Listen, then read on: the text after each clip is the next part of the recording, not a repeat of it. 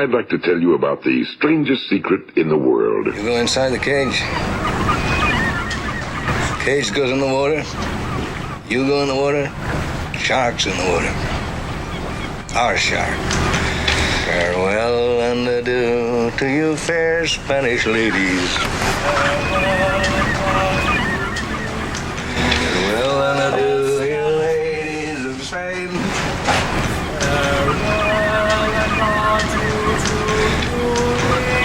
For we've received orders for to sail back to Boston.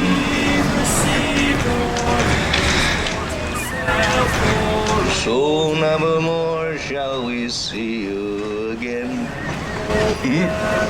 Shortly to see you again. We'll rant and we'll roar like true British sailors. You're listening to A Mind Revolution, leading you out of the rabbit hole, one grain of truth at a time. Across the salt sea, till we strike soundings in the channel of old England, from Hush and from sailing to city for the sea. Hey there, everyone. I'm PTPOP on A Mind Revolution, leading you out of the rabbit hole, one grain of truth at a time. And today on our show, we've got very talented Anna Kelberg-Kim. And before I get to her, let me just remind you, I've got a new documentary, Road to Forgiveness, which is not a biographical documentary about being raised in poverty by two alcoholic parents in my journey towards finding forgiveness towards each of them. So check it out. It's online for free on YouTube. Today is February 2nd, is Groundhog Day. You can't see it out there, but I've got a picture of Bill Murray on the wall to commemorate Groundhog Day. Today, I've got an excellent guest. I've got Anna Kelberg-Kim. Anna Kelberg-Kim is an entertainment attorney, is an Ohio licensed attorney who focuses her practice on intellectual property and entertainment law. She represents a diverse roster of clients that includes music artists, producers, record labels, literary artists, visual artists, filmmakers, performers, and performing arts organizations. You can find out more about her legal services at Kelberg.com. Yeah, I'll leave a link for it in the description. Anna, thanks for being here today. I really appreciate it. And I'm glad you made it here safely. How are you doing today? Hi, Peter. Thank you so much for the intro. Oh, sure. Yeah, I made it fine. Oh, good. It's a very nice day for the Groundhog Day. Yes, it gives me hope. Yeah. Oh, that's true. Maybe he sees a shadow and there's, which one is it? He sees it and there's no more winter after, or the winter's cut short or something, or... Well, keeping my fingers crossed. Yeah. I'm tired of the cold weather. During that big spell around Christmas, our furnace pretty much died. So we all hunkered down in one room. Yeah. It's a classic Cleveland, Ohio winter. Yeah. As you can tell, there's an accent. Anna has a beautiful accent. And she was originally grew up in the Soviet Union. Is that correct? Yes. We immigrated here in 1989. And by then, I was a young adult. Mm-hmm. And yeah, I grew up in the Soviet Union, and my exposure to arts and artists of all sorts pretty much started in my youth, in my childhood. My family were pianists, educators, performing artists, and I grew up in arts-rich environment with all their friends being all sorts of arts, visual artists, dancers, ballet dancers, musicians. So it was my world. So I was very much familiar with that, with the language of it. And yes, so when I got here, naturally, I thought that's how my exposure to arts will continue. Mm-hmm. You started off violin. You're a classically trained violinist. Yes, and violinist and pianist. So that was kind of the old school setup. Mm-hmm. If you're born into musical family, you ought to end up being a musician and an artist. Sure, so you really no choice there. And So I was studying to become a professional musician in US. When we immigrated here, I did not want to continue so much, just probably knowing what it takes to be a professional artist, a professional creator. In general, it takes a lot of work, and I was on the lazy side, to be honest. I didn't want to continue. Never picture you being lazy. It's 6 hours of practice a day, or you know how it goes. And you're a musician also. Sure. You can't just be great without putting sweat and blood into it. Is there somebody in your family that is your inspiration, that inspired you to get into? Is there one person, I guess, that inspired you to get into the arts? My dad's family. So mostly my dad's family, everyone, and each of them, they were all musicians. Wow. Yes. So I knew if had we stayed in Soviet Union, I would be playing in the orchestra or working as an educator, or So that was my life. Would have been. And here I just decided to switch gears a little bit. I went when I went to college. I graduated as a music therapist. Did you really? Yes. Yes. And I also did not want to stay in that field. And then a couple of years after I worked as a music therapist, I decided to go into law school and just, explore that field. Now, how did you pick law? What made you go, this is what I want to do? I was very interested in law. I became very interested in law. I don't remember why. I can't tell you why. I was never interested in law when I was growing up. I was never interested in law when I went to when I did my undergrad. I don't remember what switched gears. I just wanted to go into law, and I really loved it. I continued playing, but not professionally, of course. Yeah. So now, when you don't do litigation, though, you don't go to court to fight copyright laws. What? No. In the past, when I did other areas of law, I did domestic relations, I did workman's comp. That's what I started with. Oh, okay. I didn't start working in entertainment law right away. What led me to it is pretty much my son, who kind of became an artist in his early years. He was 10 when he started composing. And then he put together a band. Does he play guitar or? No, he's a piano, keys, vocal. Okay, all right. So I think around when he was 12, they put together a band. They had a lot of original music, him and the other three boys, and they started releasing it. And I'm like, okay, what are we going to do now? And I didn't know much about creators' rights, intellectual property, copyright, trademark, even though I did practice law, but I never came close to those issues. And I'm like, okay, now it's out and open. His music is out there. How do we protect it? And that's where it all began. I kind of immersed myself into the artist world from the legal point of view. So you're there to help your son out too, like with legal ramifications. What it started with. Yeah. Yes. So it's great to have your mother in your corner as your attorney, I would think. Did you represent him or manage him, or are you allowed to do stuff? Mostly managed, and there was not much to represent. Yeah. Honestly, he just continued making music. He started producing music, working with other people. So call me and say, okay, am I doing it right? And they enter into different agreements. But it was later on, obviously, when his music became more like more professional sound. Okay. Yeah, he had a more polished sound. Yes. No, I know what you mean. I mean, when he probably started off, he's a little bit of rough around the edges. Yeah. And then when he got a more polished professional sound, Yes. is when things probably, it's like with most of us. Like I started off, my music was just horribly constructed, and I hear it now and I cringe. And But it probably happens with all musicians. oh yeah. And many of my clients, they also say the same thing, even if they listen to themselves like 2 years ago, Mm-hmm. and I would think it was a great sound, from my point of view, but I cannot listen to myself. Oh yeah. Yeah.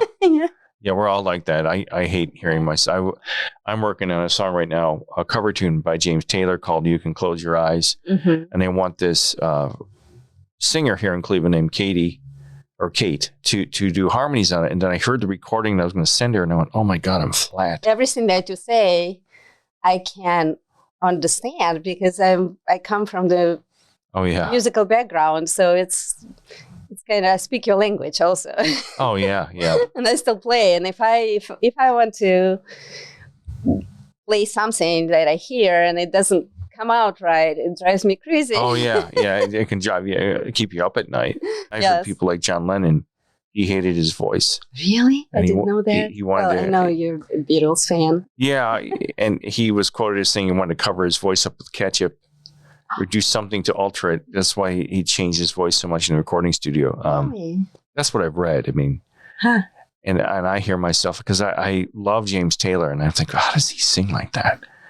I mean, and granted, he's probably had lessons, but he just has a natural ability to sing with such warmth and happiness. I'm like, how does he do that? And I can't figure. I just got to be me. God's gift. Yeah, exactly. Yeah. So what? Okay, so you get calls. So you get a call from somebody that needs assistance. What's a typical day like for you? What do you do to help an artist? What is the job description? Not the job description, but what do you do with somebody that calls you? It depends. Depends on the client. Depends on the issues. Mm-hmm. Like you said in the introduction, I represent variety of clients, variety of disciplines and arts. Yeah. So, and yes, in general,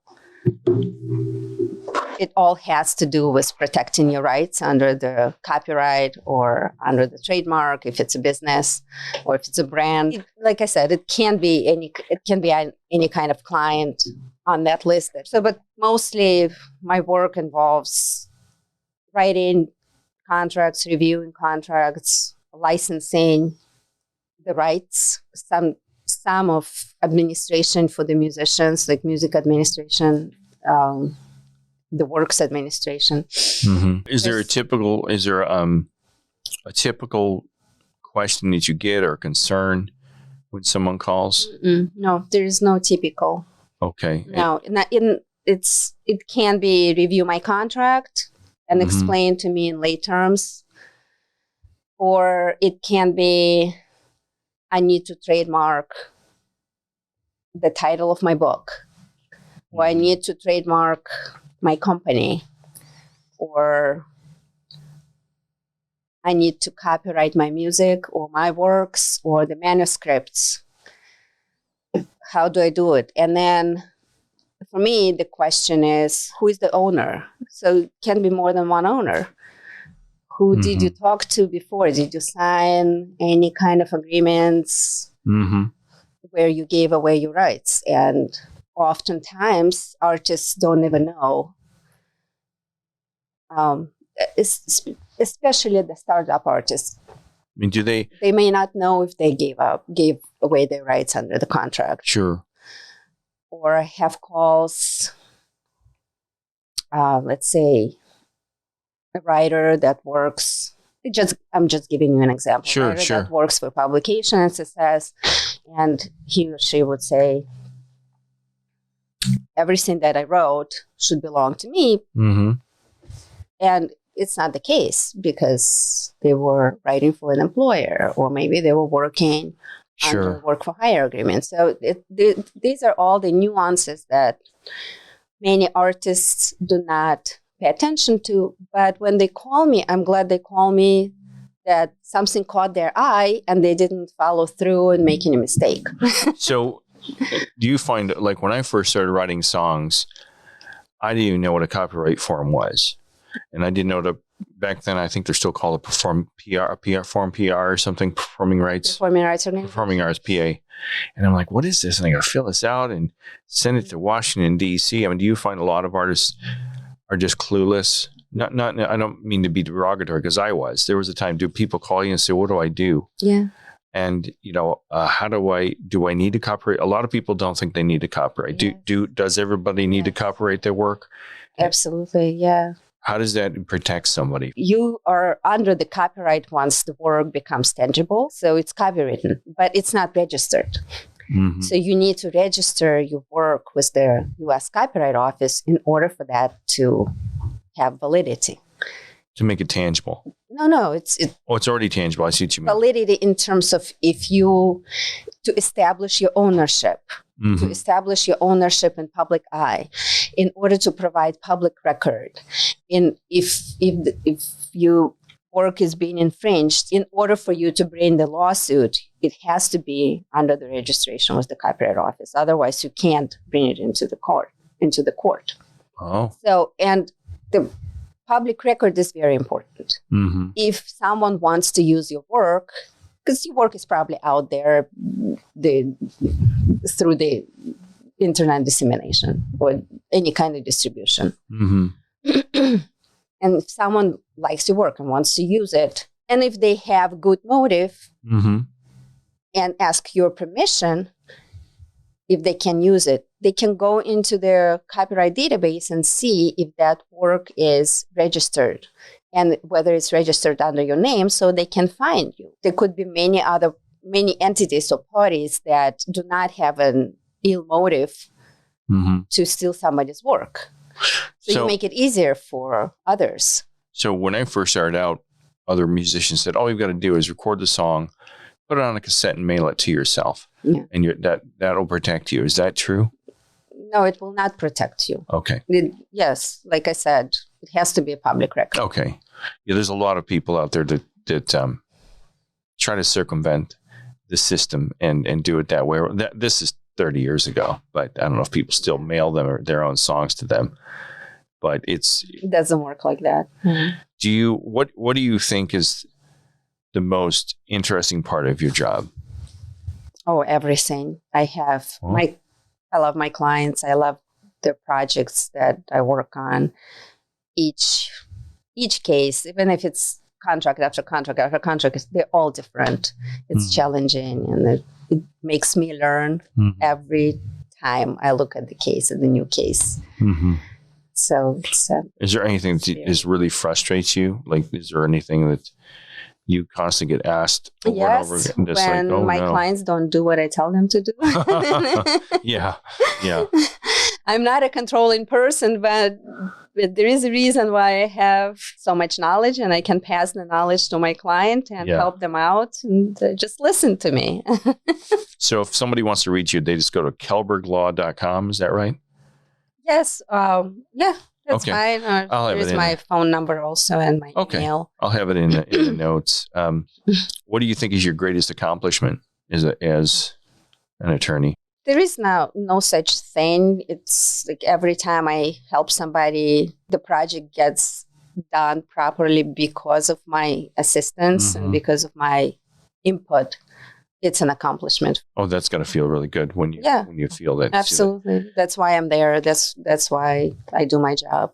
Yeah, it's got to feel good stepping back going, well, I helped that person get to this point or get a project finished. Absolutely. Yeah. Yes. Creatives, just probably because of my background, creatives have a special place in my heart. So I'm there to help the creatives. You had stated that you're not an intellectual properties attorney, you're entertainment law. What's the difference between the two? No, it's entertainment law involves a lot of intellectual property aspects. Intellectual property covers copyright, trademark, and patents. So as an entertainment lawyer, I'm not a patent attorney.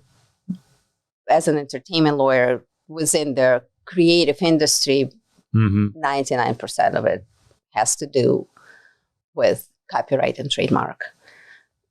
Patents is usually with design or more industrial and science.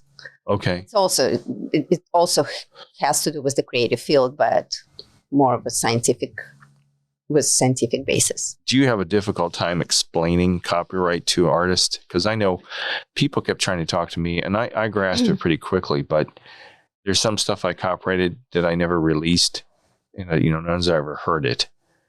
And there's other stuff that I copyrighted because I was going to put it on a CD. But do you run into kind of like a roadblock with artists saying, well, why do I have to do this? Because when you find it costs, what does it cost now? $75 to register? For 10 and 65 for one.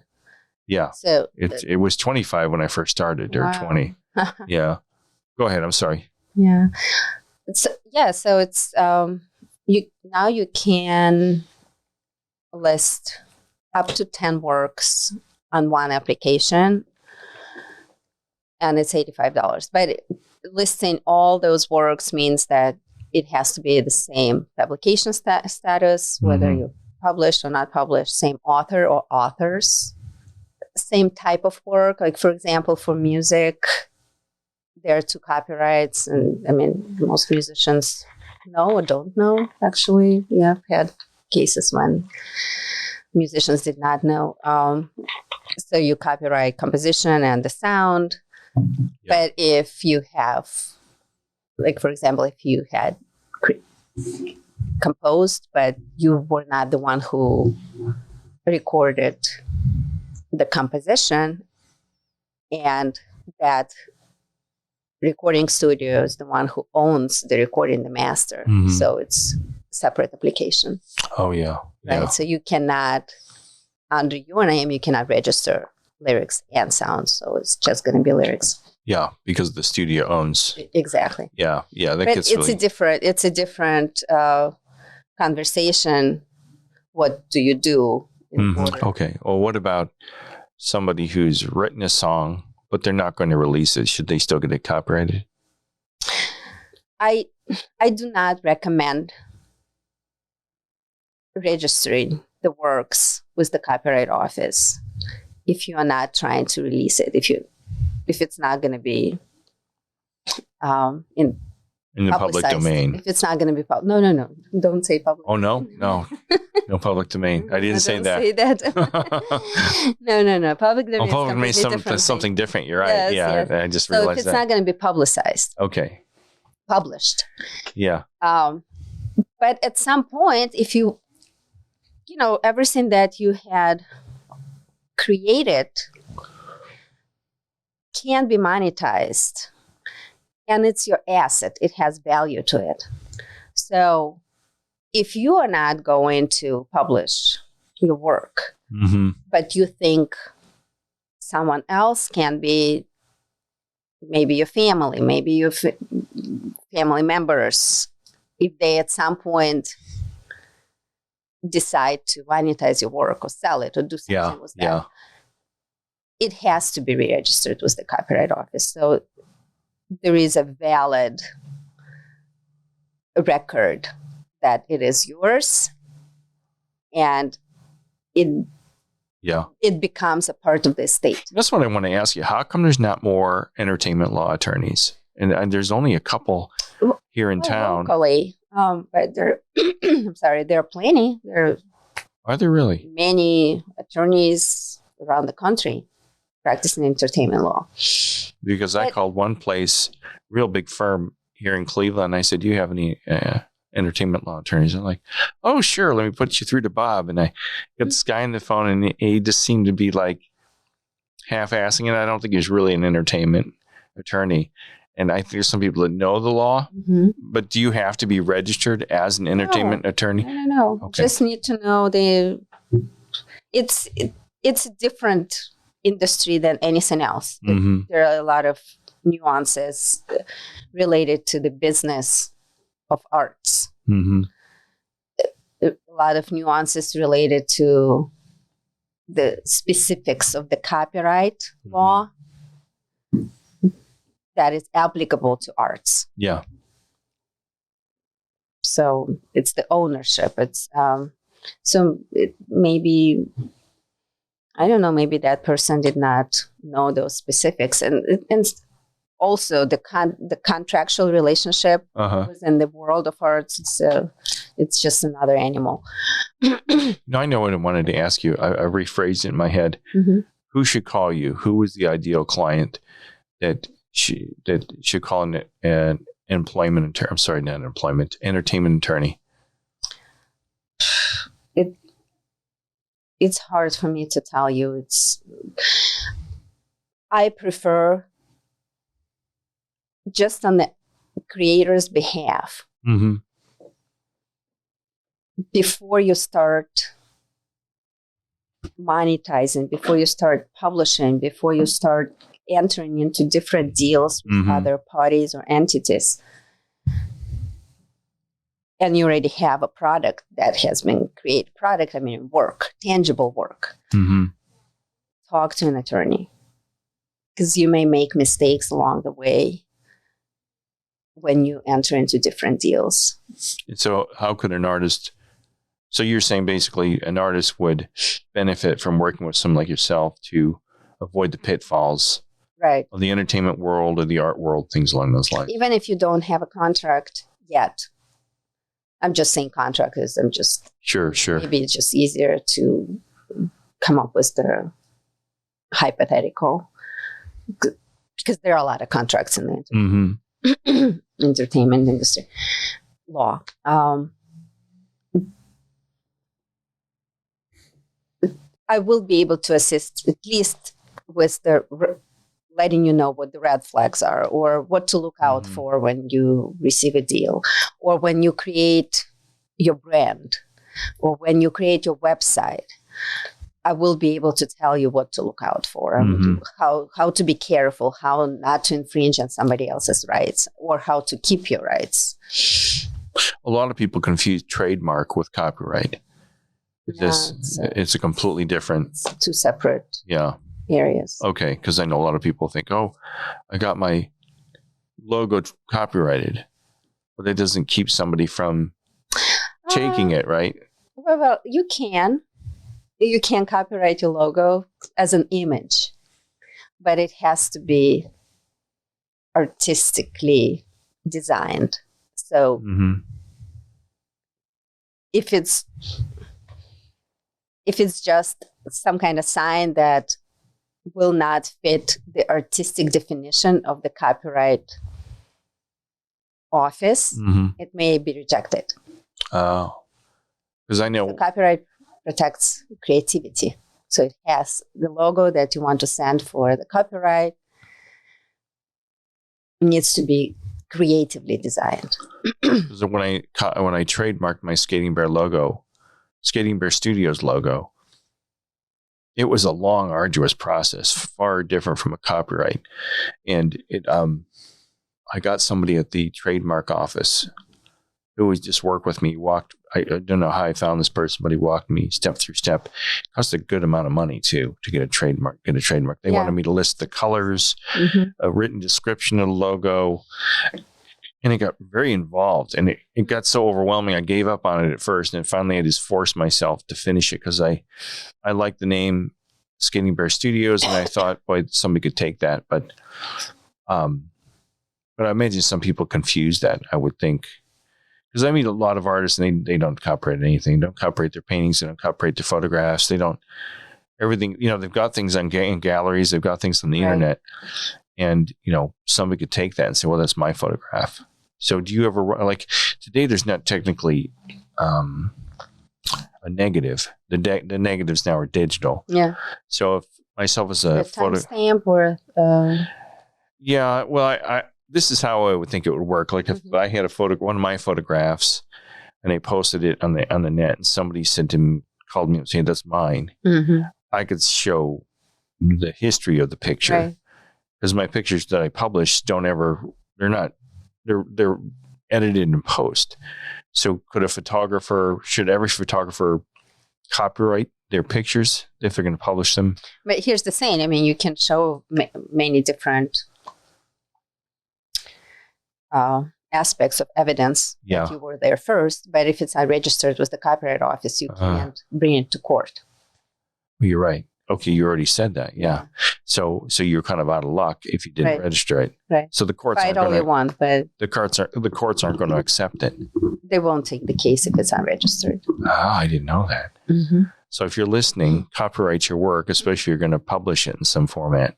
So otherwise, you're going to lose. You're not even going to get it to court, right? So now with the internet being everywhere, what advice do you give to an artist that posts something that they're not quite certain if they can post it, whether it's, can they post a clip from a movie? Can they post a song? What should they air? Yeah, I would advise to be careful with that. Obviously, films, songs, they're registered with the copyright by the production companies or by the artists.